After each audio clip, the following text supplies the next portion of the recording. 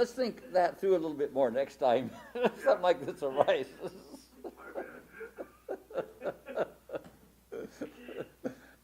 We can laugh about it. Every nonprofit board that I take charge of always kind of ends up the same way. So I think it might be me.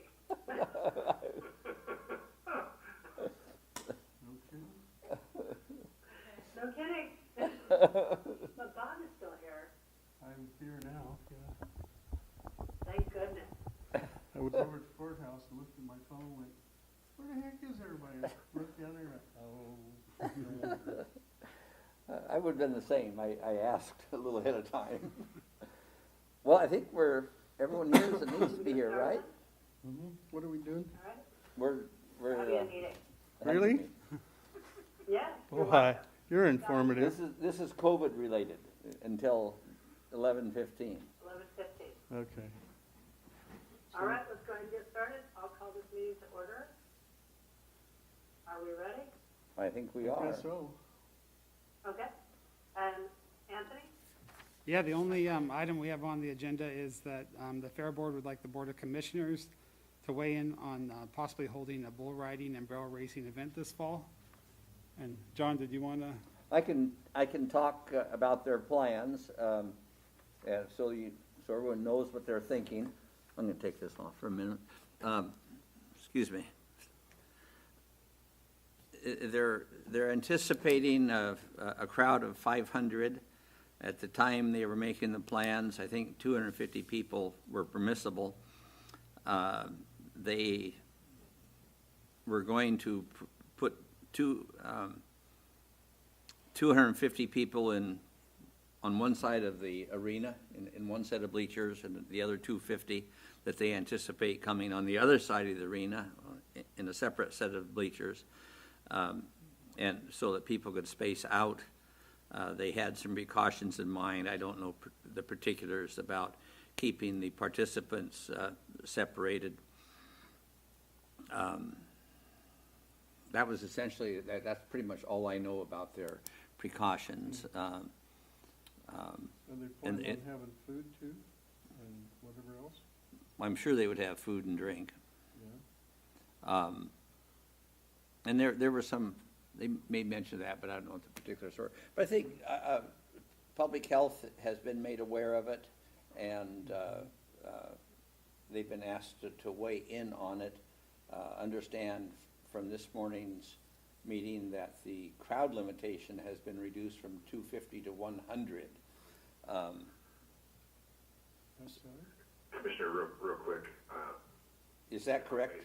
If I may jump in, after the meeting, I remembered, as we had a long conversation, that when the governor put the newest guidance out, it was 100 people, but you could go back to sector guidance. Now, the sector guidance for outdoor entertainment does say 250 people. Okay. However, that does include staff, and that is in total. So if they were to use bleachers, the 250 would be the max, no matter if they used one bleachers or two.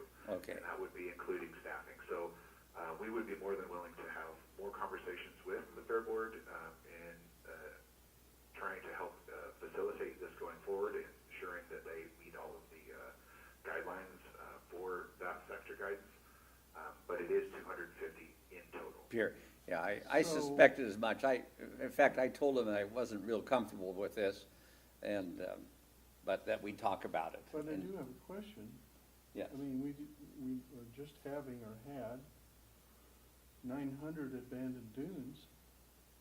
They're in groups all over the place there, but not in a concentrated bunch. I don't know that. I mean, so. The difference with the golf aspect is golf was never something that was restricted even at phase 0, because the natural ability to socially distance on a golf course. Yeah. The difference between a golf course and an outdoor event, while I understand what you're saying there are ways around it. Now, if they wanted to play bull golf, I think that they could find a way to make that happen. Well, let's say they have 500, 250 of them hold signs up that says recall Kate Brown or something, and that would be a protest. That's okay? Tongue in cheek here. I, No. No, oh, doggone. my recommendation is simply that we have public health and fair board work together to see Okay. what might be done. All righty. I worry about stretching the rules to have 500 people and declare that it's two batches of 250, not 500. Yeah, a couple at other one thoughts, event. maybe they sell tickets in advance, so they know how many they have sold to, and the other one is mark off the stands with green tape or something where you can sit and where you can't for groups of 1 to 4, maybe at the most, something like that.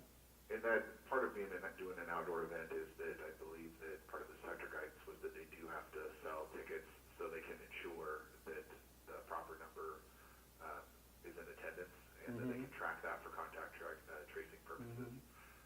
There was an outdoor concert. I don't think it was local, but we read about one where they had blanket areas squared off, and then families could sit in those areas. You could do similar things in the grandstand.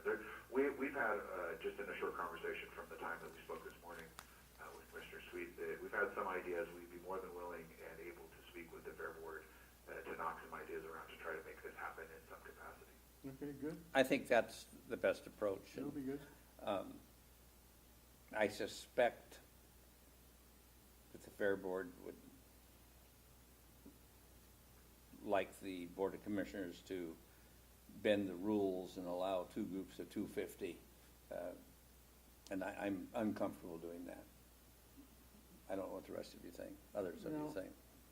Because they are in separate grandstands, and they're not mixing all 500 together, is there something that's in the rules that says 250 in this bunch and 250 over there, or is It's 250 per venue, so that you wouldn't be able to, I don't think, convince a reasonable person that each grandstand is considered its own venue.